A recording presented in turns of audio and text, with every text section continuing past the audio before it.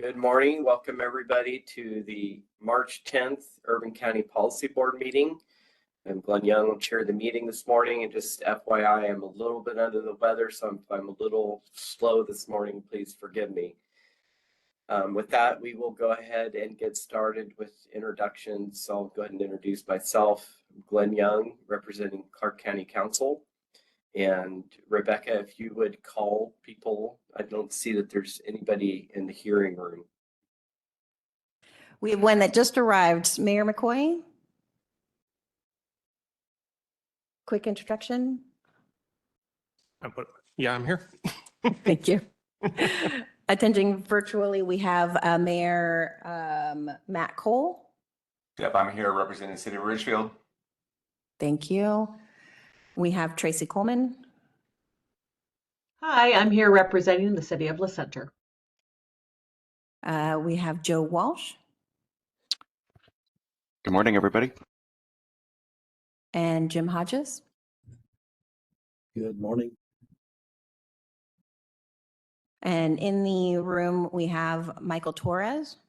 Good morning, everyone. Michael Torres, Clark County Community Services. Myself, Rebecca Royce, Program Coordinator, staff to the board. We have some visitors in the meeting today, as this will be the selection of projects, and we will introduce them if they need to speak at the later time in the meeting. Great, thank you. So with that, we'll move ahead to item number 2, which is approval of the February 10th, 2025 meeting minutes. Are there anybody? I see a comment there. Rebecca, were you able to see that comment? It looked like it was on the minutes. The meeting minutes for the February 10th meeting will not be made public until they are approved by the Urban County Policy Board. They were sent out in the meeting minute or the meeting reminder for the Urban County Policy Board and interested members. Also, as a reminder, we do not use chat for this meeting as it does not comply with the Open Public Meetings Act. The chat function is for technical assistance only. Thank you. Okay, so with that, is there any discussion or changes recommended for the minutes? Chair, move to approve. Second. Okay, it's been moved and seconded. Any conversation? Okay, with that, all in favor say aye. Aye. Aye. And Aye. are there any opposed? Okay, motion passes. Minutes are approved. Moving on to item number 3, which is the quarterly report review of October to December 2024. Go ahead, Rebecca. Thank you very much. At our meeting last March, we had a recommendation from a board member asking that we review the quarterly reports before we do funding recommendations. So we've moved that up in the agenda this year. I'll do a quick overview of all of the projects and let you know where we are in the process. This report is for October through December 2024, so the last quarter of last calendar year. You can see that there are several projects that are still not on schedule, but are moving forward. We are actively working with the Battleground Southeast Clark Avenue project and the Ridgefield G Creek project, the Battleground Northeast First Street project to go through the environmental assessment phase of those projects. So they are all moving forward. The Washougal Hamlet Park project is near completion. It just needs to do some striping for the basketball court and some minor final things, and then that project will be completed here shortly. The North Parkway project in Battleground, the Holland Elm project, and Sargent Street project, both in Ridgefield, will be moving forward once the G Creek project is more into its construction phase. The Council for the Homeless Housing Solutions Center project is still on our report just because we're waiting for them to start serving clients, and then they'll do their final report for that project. For our asset and economic development projects, we have completed the 2023 contracts with the Greater Vancouver Chamber, Hispanic Metro Chamber. Both of them came in, the Hispanic Metro came in meeting their outcomes. They had identified serving 50 businesses. The Greater Vancouver Chamber came in under their outcomes, proposed outcomes from their application. They served 58 businesses and they had proposed 100 businesses in their application. The fourth Playing Forward Greater Chamber and Hispanic Metropolitan 2024 applications are now started. For our homeowner assistance programs, Proud Ground sold a second home for a home buyer. So they are now 2 done. They actually just did a third one earlier this month and are closing on their 4th house at the end of March. The homeowner rehabilitation program has served 6 households to date for their project. They're completing 2 more projects with that round of funding and have been moved into their 2023 funding. Proud Ground and the Evergreen Habitat for Humanity projects will move forward here shortly. Evergreen Habitat is working on finalizing contract details for their program. This is a new program for them with the county. And then for our affordable housing and homelessness projects, we have them separated out by the construction projects. The Second Step Housing market rate unit acquisition project has stalled due to lack of additional funding that they've applied for at the state level. So we are hoping that they are successful in this next round of applications for Housing Trust Fund dollars. The Vancouver Housing Authority Weaver Creek Commons project is well underway in the environmental assessment and is expecting to break ground in the fall of this year with completion next year in 2026. Our tenant-based rental assistance programs are on schedule. The YWCA Domestic Violence TBRA program completed in 2024, and they served 8 households. They had proposed 12. This was their first time working with the tenant-based rental assistance programs. Their project went a little longer than anticipated as they got up and running. They served 8 households over a 2-year period. Janus Youth served 24 households after proposing serving 20 households. Lifeline Recovery served 9 households after proposing serving 5 households, and Share served 20 households after proposing 15 households. The Janus Youth, Lifeline, Share, and YWCA are all starting their 2024 funding either this month or in February started with that. So they will be moving forward. Any questions about the quarterly reports? Rebecca, actually, I have a question. So in the instance that we've been, kind of contending with this also at the county level with the Mental Health Sales Tax Advisory Board and the inability to secure some of the housing trust funds. My question is do we, are our projects that we have selected automatically being carried over and renewed, or are we reconsidering those applications and reallocating the funding potentially when their original application is dependent on receiving other sources of funds and they fail to get that funding? That's a great question. So we know that most home projects, construction projects, take a little while to get all of the funding put together. In the application and funding guidelines, all home projects have 18 months to secure their additional funding before we have conversations with them about moving the project forward. We have requirements with the home funds to secure funding within 2 years of award of the original funding. So we work with them to try to make sure that they're moving forward and getting those other funds. Where we can be flexible, we will be flexible so that they can maintain the original commitment and not have to reapply for funds. But there are times if they are not showing that they're moving forward that we would rescind the funding for them. This is the case of Second Step Housing. They received 2 awards for their unit acquisition project. And the first awarded funds in 2022, because the project wasn't moving forward, we had to recall those funds and put them back into this RFA this round. Okay, so the home funding they have a longer time period to be able to use. Okay. I Correct. was just wondering for purposes of, timeliness, if it would make sense. I mean, can we somehow have an automatic process where they don't have to reapply, that we release that year's funding and secure the current year so that it's, you know what I mean, so that we're getting dollars moving quicker, or would that actually be counterintuitive? So home doesn't have the timeliness requirement that CDBG does. Okay. What home says is that we need to have the funds spent within 5 years.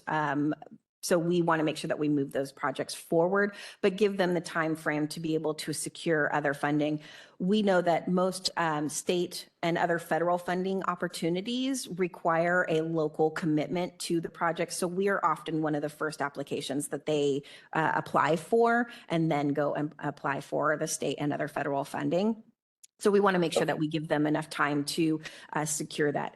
If the agency and the project is not moving forward through conversations with the agency, we will work with them for as long as we can before having to recall those funds from those projects.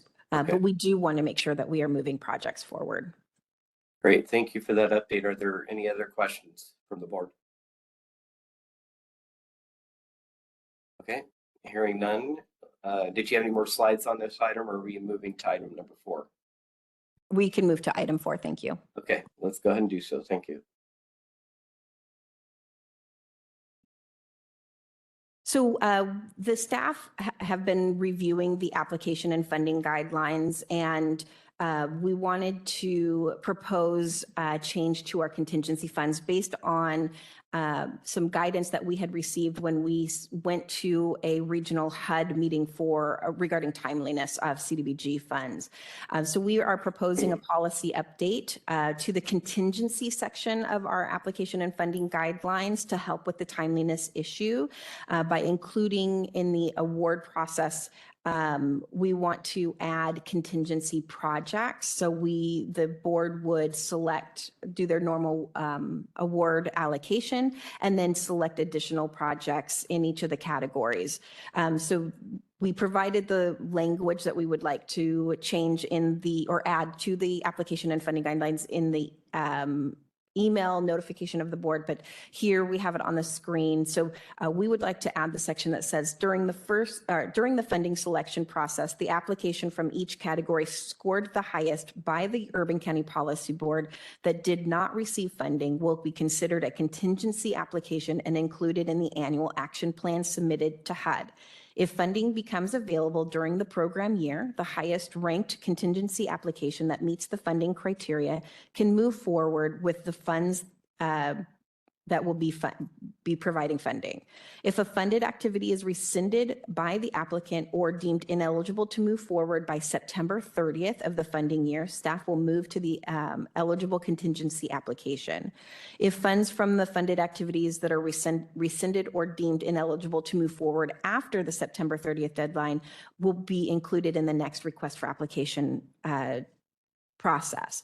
We wanted to pick a date where it was long enough to make sure the projects could have the opportunity to move forward, and we could move on to a contingency project to be able to fund or spend those funds quickly. But we also wanted to make sure that we had a deadline where we could have a good estimation of how much funding would be available for the next RFA project, which is why we chose the September 30 deadline for this project. By including a contingency project in the annual action plan, we don't have to do a substantial amendment for the change in funds. And so we could easily and quickly move forward to another project should enough funding become available.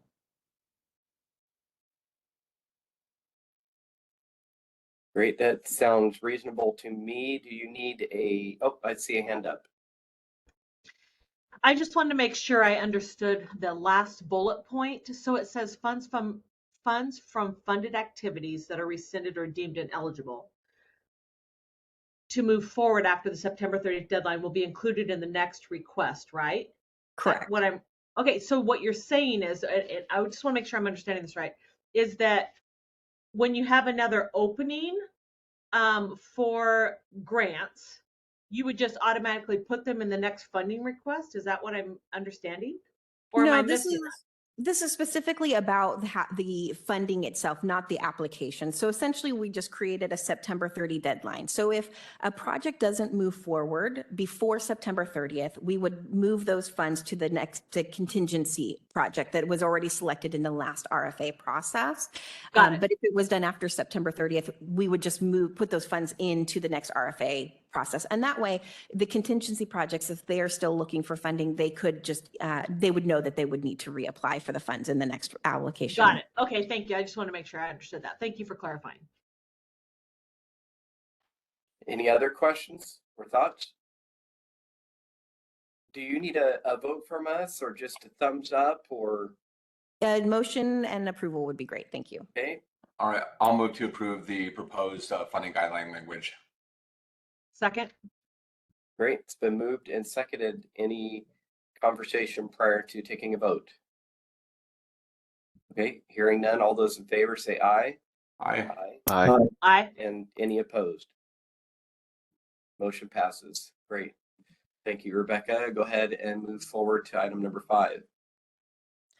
Fantastic. So before we get into the allocation of funding, we always do a review of the HUD funding that will be available.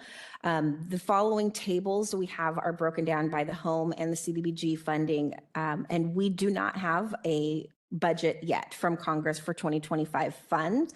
So the amount of entitlement funds in the following tables are our estimated guess.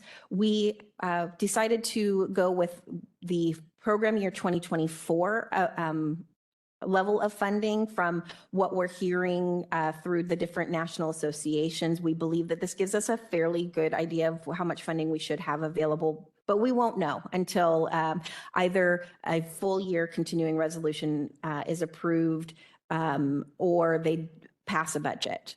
So we're not sure at this time, but this is our best guess. When we're looking at the home funds, we're estimating to have approximately $527,000 in our entitlement funds. And then we have over $700,000 in reprogrammed and program income available to allocate this funding round. If we take out the cost for the 10% administration funds and our CHOTO set aside of 15%, these are funds that we are required to set aside for a community housing development organization, which we do not have an eligible application for this year. And then project activity delivery costs, which is staff time devoted to doing the work to get these projects moving forward. We have just over $1 million to award for those activities. We've added this year in this discussion our proposed application category breakdown. If you'll recall, in September, we had a conversation about making sure that construction projects and TBRA projects didn't have to compete for the same pot of funding. So we did a 60-40 split based on where funding has gone in previous allocation rounds, and also wanting to show where we know there's a definite need for construction and rehabilitation of affordable housing. This is just a proposed amount, and the board can make changes to these allocation methods. We just wanted to get a conversation started for those amounts. For our CDBG funding, we are estimating that we'll have about $1.5 million available in the entitlement allocation. We had approximately $43,000 of program income from our housing rehabilitation program, and then approximately $121,000 from our other CDBG programs, which gives us a total amount of $1.7 million available. When we take out the 20% for administration, contingency costs in case projects overspend, we make sure we keep a retainage for that. Project implementation, and then also our TBRA case management set aside, as we guarantee that our TBRA programs will have 30% set aside to the rent assistance in the home program so that they can provide case management and support services. And then also our housing preservation program set aside of $250,000. We have just about $1 million to allocate to CDBG activities. Based on previous allocations, we also did a 60-40 split between our public facility and neighborhood improvements projects and our asset and economic development programs. So those are the funding amounts that we believe we will have available for the programs. However, because we don't really know what is going to happen, we wanted to come up and talk with the board for some what-if scenarios with the funding that we have.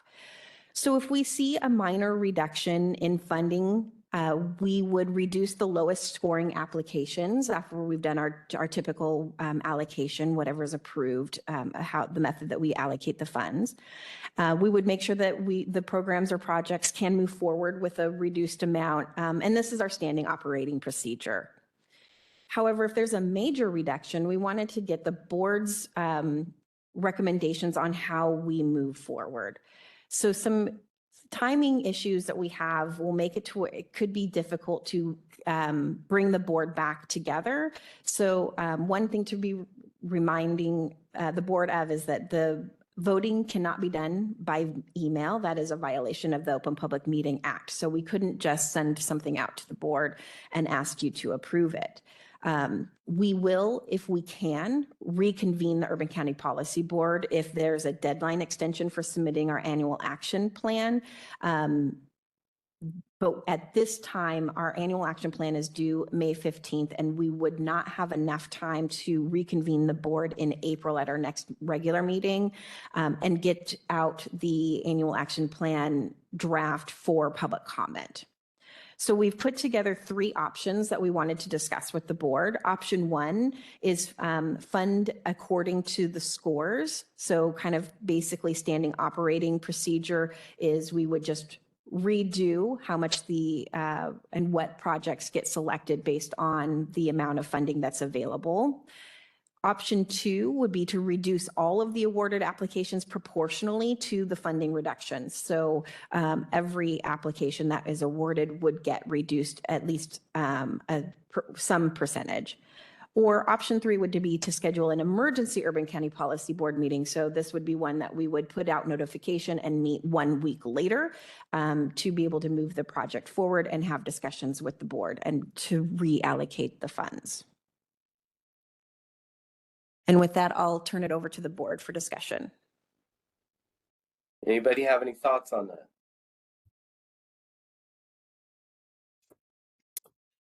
This is Jim Hodges, City of Camas. I like option 1. It seems, I guess, the most intuitive and simplest option to me. Yeah, Chair Mayor McCoy here. My concern with reducing option 2 or even option 1 is on our applications, if somebody gets a partial award, do we reach out and say, is this a go or no go? And then that would just keep following down the line essentially.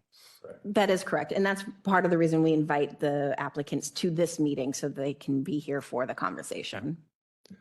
I mean, for me, it depends on what the reduction is, but I would probably lean towards option 3 myself, but I'm also fine with option 1.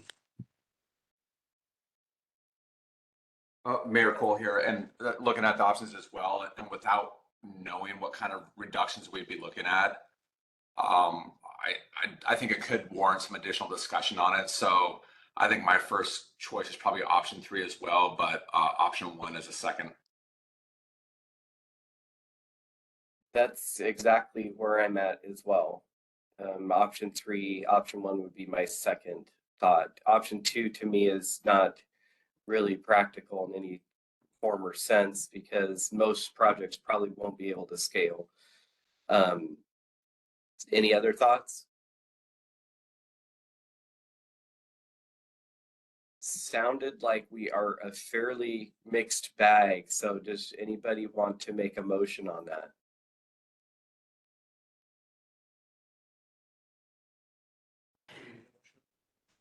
I did put an action item on there, but we can move forward with just the discussion. So what I'm hearing is we would first try to move forward with option 3 to schedule an emergency meeting. We would need quorum for that.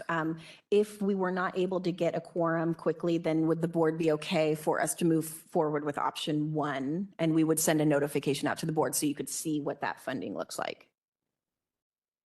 Sounds reasonable to me. Yeah, I'd be good with that as well. That sounds good to me too. I'm hearing yes all around. Any other thoughts? Okay. Thank you very much. We appreciate that discussion. We can move on to item 6. So before we get into actual recommendations, we just wanted to do a quick reminder of the process that we're going to go through. So we'll be starting with our affordable housing and homelessness applications because one, TBRA programs affect the amount of CDBG funds that are available. And also there's not enough funding for all of the applications. We want you to have the option of either approving each funding category, doing a motion for each category, or you can do one at the end for all 3 funding categories, whatever the board agrees upon for doing the motion for the awarding of the activities. CDBG and home funds have specific allowable activities and cannot be easily moved between categories. So staff have come up with some recommendations for you for discussion, but this is just a start of that conversation and not intended to sway the board in any way. If the board wants to move funds around to different categories, we can help the board identify what eligible activities the funds can be used for. And with that, for the housing, affordable housing and homelessness projects, so we have our construction projects. This is where we did a funding allocation of 60/40, which provided $654,074 for our construction projects and $436,050 for our tenant-based rental assistance projects. If we move forward with that allocation method, the Vancouver Housing Authority received the highest score for the construction projects and would receive their full allocation of $400,000. Columbia Nonprofit Housing for River and Main came in second, and they would receive the remaining balance of $254,074. With that same allocation method for the tenant-based rental assistance programs, Janus Youth Programs for their NEST program came in highest, and they would receive $169,350 for home and $45,000 for their CDBG award. Share would come in second, and they would receive just under their full request of $266,700 of home funds and approximately $75,000 for their CDBG award. They would receive about $20,000 shy of their request. Both Columbia Nonprofit Housing for River and Main and Share are able to move forward with those reduced allocations. And then YWCA would be our sole contingency project for this applications moving forward. Any discussion for these? Chair. Go ahead. My only concern with this is I noticed that both of those all 3 programs, Janus, Share, and YWCA, are still in the middle of 2024. And I wonder if proportionally allocation down here, because these are household. So it's household based. These aren't construction projects, right? So it's per applicant. I just wonder if ratioing those out a little bit better on the bottom would help them get caught up instead of putting it all on one program. So tenant-based rental assistance are designed to start and operate on a calendar year from January through December. So they're actually all on schedule right now.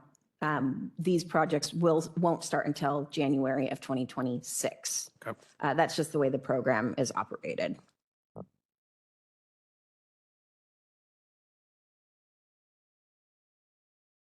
Any other questions or thoughts? Okay, and Rebecca, are you asking us to kind of approve these on each one, or are we still going through and going to kind of circle back on everything? We can go through all of them first and then circle back how you would like to move forward on them. So if Okay. you're ready, I can move on to the asset and, Yeah. I'm sorry, on the public facility and neighborhood improvement projects. Sounds like we're ready to move on. Fantastic. So for the public facility and neighborhood improvement projects, all of this comes out of one bucket. We had approximately $605,000 available for this category. The Vancouver Housing Authority Bertha's Place shelter remodel came in number one and would receive their full $400,000 request. The Clark County Main Street Building in Battleground came in second and would receive the remaining balance of $205,000. However, staff would recommend that we only fund Clark County at $200,000, so it doesn't kick in Section 3 requirements, which are pretty intense for a $5,000 award of funding, and we would recommend moving that into the asset and economic development category. And then the Battleground Rummy Park project would be our contingency project. I noticed the Clark County doesn't have a match. Is that able to go forward with the partial? Correct. We did check in, and I believe Michelle Schuster was on the line, and we did verify that they are able to move forward. Michelle, did you want to discuss that?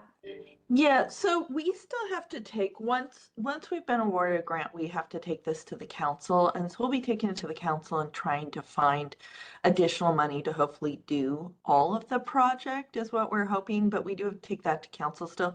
But even if we can get 200,000, that'll do some of the projects we had on the list, because there was a fairly long list of items that we were hoping to do on this building. So even if we can't get a match or some additional funding, we will have enough to at least start some of the projects on the building, which will make definitely an improvement to that, because there's just a lot of deferred things that needs to happen. So to us, even 200,000 is much appreciated.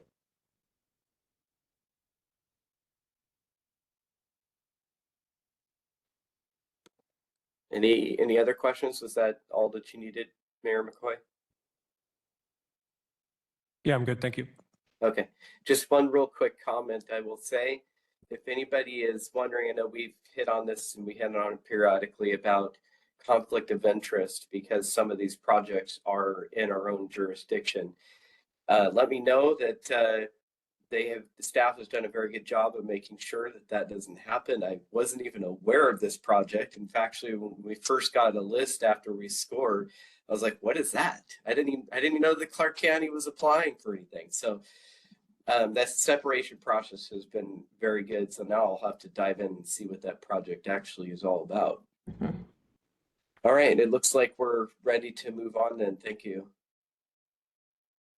Thank you. So for the asset and economic development, we had $403,818 available to award. Fourth Plane Forward came in the highest score and would receive their full request of $285,016. And then Evergreen Habitat for Humanity for their land acquisition for homeownership activities came in second and would receive a partial award at $118,000. I have not heard from the Evergreen Habitat for Humanity if they are able to move forward on this project, but I believe any amount of funding towards this they will be able to do. If the board approves moving the $5,000 from the public facility and neighborhood improvement category, then it would increase their award to $123,802. And then the Hispanic Metro Chamber would come in as our contingency project. That sounds like it makes sense, the $5,000 to me. Any other thoughts before we move on? All right, let's go ahead. And that is all of the applications that we have. So I'll open it up to the board to make a motion by category or a motion for all of the suggested changes, or if there's changes that you would like to see in how the funding is allocated. Sure. So let's kind of go around the room and see how we want to approach this. Does anybody have any strong feelings about which direction, which way we want to approach this?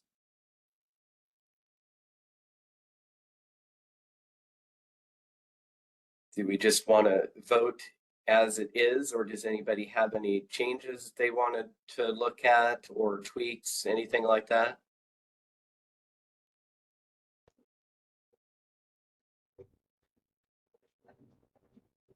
This is Mayor Okay. Cole. So like I'll say that this is my first time going through the award process, and so I'm kind of learning as we go. But in general, I'm good with these as presented.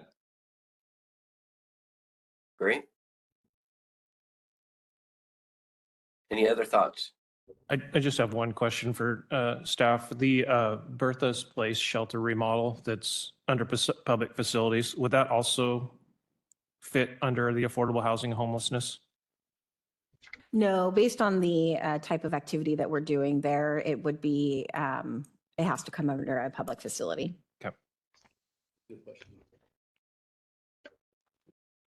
All right. Well, the only feedback that I've heard is that we're pretty much okay with it as there is. So would we need a motion at this time to go ahead and approve it as it is? Rebecca, is that what you're looking for? It doesn't sound like there's any interest in kind of piecemealing it at this point. Correct. So a motion accepting as presented, along with the moving the $5,000 from public facility to asset and economic development, and then approval of that would be great. So moved. Second. All right, so it's been moved and seconded as listed with the exception of moving the $5,000 as Rebecca had indicated. Any thoughts, comments before we take a vote? Okay, hearing none, all those in favor say aye. Aye. Aye. And any opposed? Great, motion passes. Want to take just a moment to thank all of the applicants that have gone through the process and to thank the board too. It is a lot of work. Mayor Cole, as you now are aware, lots of work to go through all these different proposals. So thank you for your time and dedication. So go ahead and move on, Rebecca. Yeah, so just to give the board some next steps of what will be happening, we will notify all of the applicants if they have been awarded funding. We will need to create a substantial amendment to the 2022 action plan due to the cancellation of a project, but we'll combine that with the 2025 action plan process. We are currently working on putting the consolidated plan together, and the action plan will be a component of that. It will be brought to County Council for approval at the May 6th council meeting, and then submitted to HUD for approval. And then once that is done, we will be working on environmental reviews and drafting contracts to move all of these projects forward. So thank you very much. We do appreciate your time and commitment to the applications. Great. So for the program updates, we just wanted to kind of do an overview of where we are with the consolidated plan process.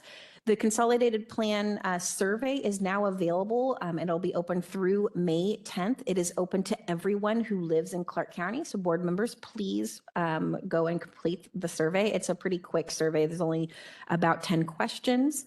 We've also scheduled 2 drop-in community meetings, one tomorrow from 3 to 7 at the Vancouver Library, and then one on Saturday, March 29th at the Battleground Library. And then we have virtual community meetings, which is, again, another drop-in style, and it will be on Tuesday, March 25th, starting at 6:30. There's a virtual link for that to attend if you'd like to attend that one.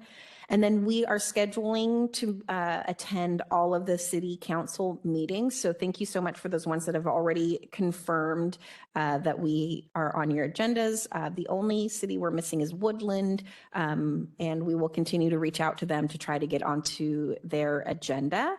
But we will be out to do an overview of the consolidated plan at your city council meetings. But we also highly recommend dropping in or attending the virtual community meeting.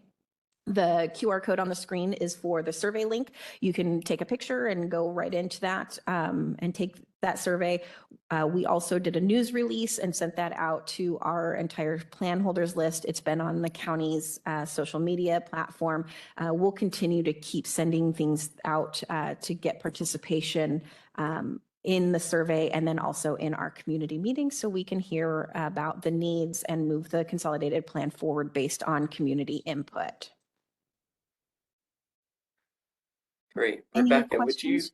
would you be willing to send those invitations to the board members We Yes, I obviously we're not needed there, but it's something that if we just happen to have some free time, we can drop in. Yeah, and we want to make sure that the board has as many opportunities to participate in the consolidated plan process as possible. So we highly recommend that survey and dropping in and letting our consultants know what you're hearing from your constituents. But yes, we will absolutely forward that news release out to the board here today. Great, thank you.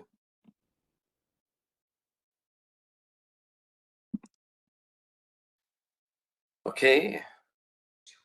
Do we have we have item number 8, right? I apologize. Five. Yes, it's a wrong number on the screen. Okay. Yes. All right.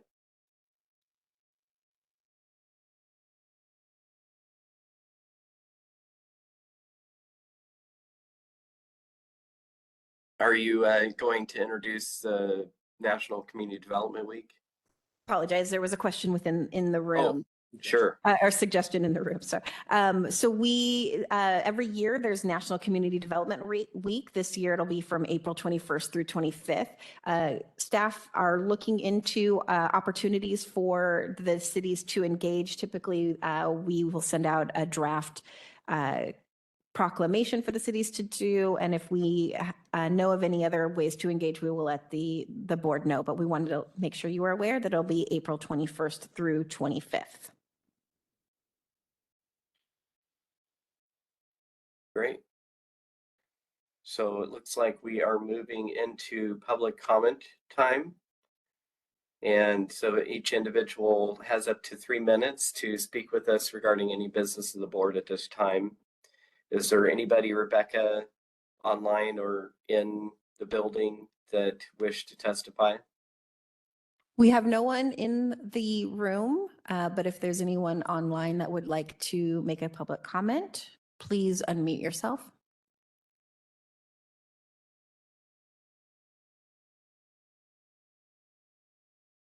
Okay. Sounds like we have no comment. With that in mind, is there anything from the board for the good of the order at this time? Yeah, Chair, just one quick thing. I think maybe in the future we should move public comments before action. That is something that I was thinking about as well. Rebecca, can we maybe put that onto the agenda for our next meeting to discuss that? That Yeah. I think is a good suggestion worth having a discussion on. Okay, so I will put it to the board for discussion at our next, at our April meeting. Great, thank you for that, Matt. And any other comments? All right, well, make sure and mark your calendars for the next meeting, which is scheduled for April 14th. And let's cross our fingers that we don't get a call for a special meeting. With that, we will go ahead and adjourn this meeting. Take care, everybody. Have a good day. Thank you. Thank you all. Bye-bye. Thank you for your work. Thank you all.